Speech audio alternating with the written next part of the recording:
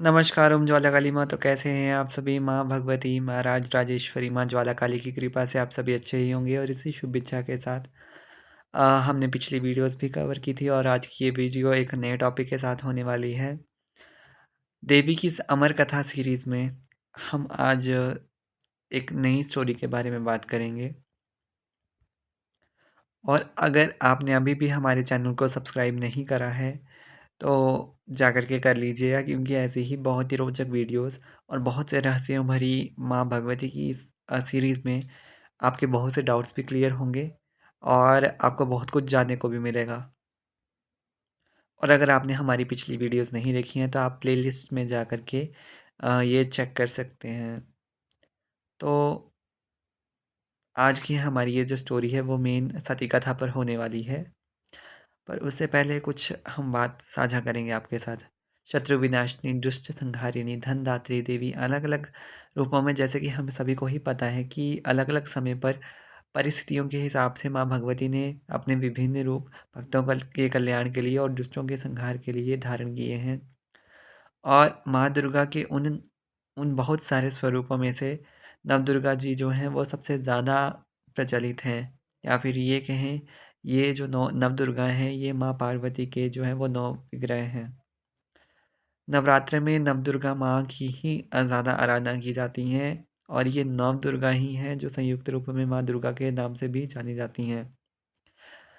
दुर्गा सप्तशती के देवी कवच के हिसाब से अगर बात करें तो नवदुर्गाएं कौन हैं? प्रथमम शैलपुत्री च, द्वितीयम ब्रह्मचारिणी, तृतीयम चंद्रघंटेति कुष्मांडेति, चतुर्थकम पंचमम स्कंदमादेति, षष्ठम कात्यायनीति च, सप्तमम कालरात्रिति, महागौरीति च, अष्टमम नवमम सिद्धिदात्री च, नवदुर्गा प्रकृतिता।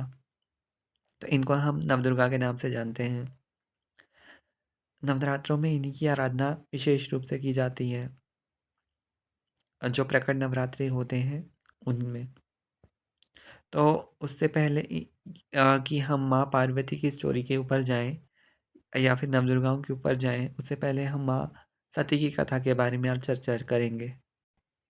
तो सभी जानते हैं माँ पार्वती से के अपने पिछले जन्म में ही माँ सती थी, या फिर यूं करें माँ पार्वती का अवतार होने से पहले माँ भगवती ने दक्ष प्रजापति के यहाँ पे जन्म लिया। और जो दक्ष प्रजापति थे वो बहुत बड़े शिव निंदक थे। तो आपके मन में भी ये सवाल आता होगा कि प्रजापति दक्ष जो थे वो शिव निंदक कैसे बने? चलिए आज उसका उत्तर मैं आपको दे देता हूँ। पूर्व काल में सभी देवी देवताओं ने मिल करके सर्वसम्मति से सभी प्रजापतियों में से जो उनके राजा थे उनका उनको उनके जो सबसे बड़े राजा के रूप में दक्ष प्रजापति का अभिषेक किया, या फिर यूं कहें दक्ष को प्रजापति बनाया गया। इससे दक्ष को समय जैसे जैसे समय आगे बढ़ता रहा उनके अंदर अहंकार का विकार जो था उसने जन्म ले लिया। एक बार की बात है, ब्रह्मा विष्णु महेश व अन्य देवी देवता जो थे वो एक ही स्थान पर विराजमान थे। तभी वहां पर दक्ष का भी आगमन हुआ। दक्ष को आया देख करके सभी देवी देवताओं के, यहाँ तक कि ब्रह्मा जी और विष्णु जी ने भी उनका आदर सत्कार किया, किंतु भगवान शिव शंकर भोलेनाथ जी अपने स्थान से उठे तक नहीं। और उन्होंने एक तरह से शिव जी ने उनका उतना आदर सत्कार नहीं किया। ये देखकर उन जैसे कि आपको पता ही है कि दक्ष के अंदर अहंकार का विकार था। प्रजापति दक्ष के अंदर अहंकार का विकार घर कर गया था, जिसकी वजह से जो था उनको बहुत ज़्यादा क्रोध आया और वो भगवान भोलेनाथ को बुरा भला वहीं पे कहने लग पड़े।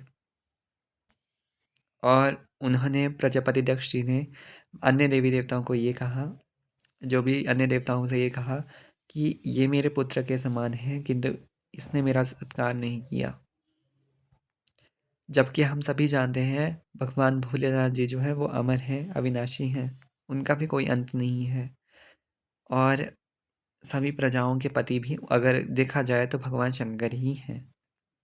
इसलिए तो उनको देवों के देव महादेव के रूप में पूजनीय पूजा की जाती है। जो महादेव जी ने किया है ना संसार के लिए वो कोई नहीं कर सकता। तो जैसा कि आपको अभी पता चला है कि दक्ष प्रजापति ने सभी देवताओं से ये कहा कि ये मेरे पुत्र के समान है और इसने मुझे प्रणाम नहीं किया, और इसी अहंकार में आते हुए प्रजापति दक्ष ने भगवान शंकर को पूजा से बहिष्कृत कर दिया और यज्ञ का भाग देने से एक तरह से मना कर दिया, और एक तरह से उन्होंने प्रतिबंध ही लगा दिया कि आज से इनको यज्ञ का भाग नहीं दिया जाएगा। ये सुनकर अन्य देवता तो शांत बैठे रहे, किंतु भोलेनाथ जी जो थे, उन्होंने इसको अपना अपमान समझा और वे उठकर वहाँ से चले गए। इस प्रकार प्रजापति दक्ष जो थे, वो भगवान के शिव के जो थे, वो बहुत बड़े निंदक बन गए। तो हमारे मन में एक और सवाल आता है कि अगर प्रजापति दक्ष जो थे वो इतने बड़े शिव निंदक थे, तो उनके घर में माँ भगवती ने क्यों जन्म लिया होगा? क्या सोचकर जन्म लिया होगा? तो इसके पीछे भी एक बहुत ही रोचक कथा है, वो भी मैं आज आप सभी से साझा करना चाहूँगा कि एक बार की बात है, प्रजापति दक्ष जी ने 3000 दिव्य वर्ष तक माँ भगवती की घोर आराधना करी और एक घोर तपस्या की। उनकी तपस्या से प्रसन्न होकर माँ भगवती ने उनको दर्शन दिए।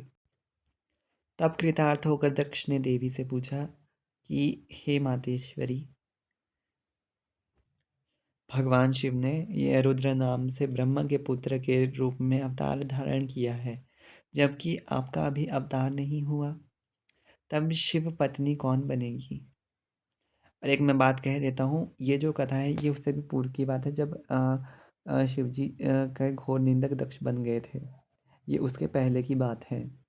उससे पहले उन्होंने माँ भगवती की घोर तपस्या करी थी और उस समय पे वो शिव निंदक नहीं थे। जब दक्ष ने ये बातें पूछी तो देवी ने दक्ष को वर प्रदान करते हुए कहा कि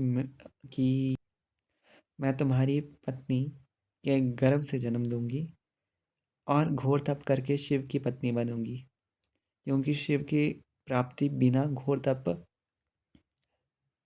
की प्राप्ति के बिना नहीं हो सकती। कहने का मतलब ये है कि जो शिव जी की प्राप्ति है वो बिना घोर तपस्या के नहीं हो सकती।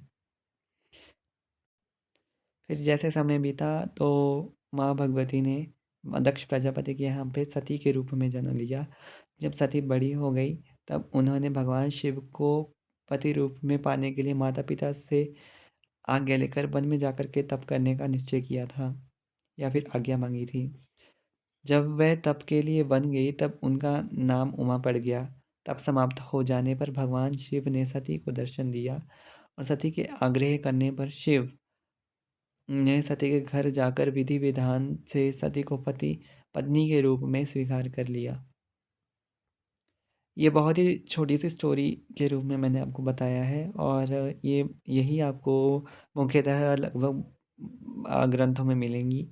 और अब हम एक और रोचक स्टोरी के बारे में जानते हैं कि हमारे मन में एक और प्रश्न आता है कि अगर दक्ष यज्ञ विध्वंस होना ही था, तो माँ भगवती ने सती के रूप में क्यों जन्म लिया? और सती के रूप में जन्म हुआ ही तो वो शिव जी की पत्नी तो बन गई, किंतु शिव जी को पति रूप में प्राप्त करने के बाद भी उनके मन में अपने घर पिता के घर जाने की इच्छा इतनी ज़्यादा प्रबल क्यों हो गई कि वो उसके ऊपर नियंत्रण नहीं कर पाई, जबकि वो स्वयं आद्य शक्ति थी। तो अगर आपको इसी के बारे में जानना है तो अगली वीडियो में मैं आपको इसी के बारे में बताऊंगा। तब तक के लिए जय माता दी।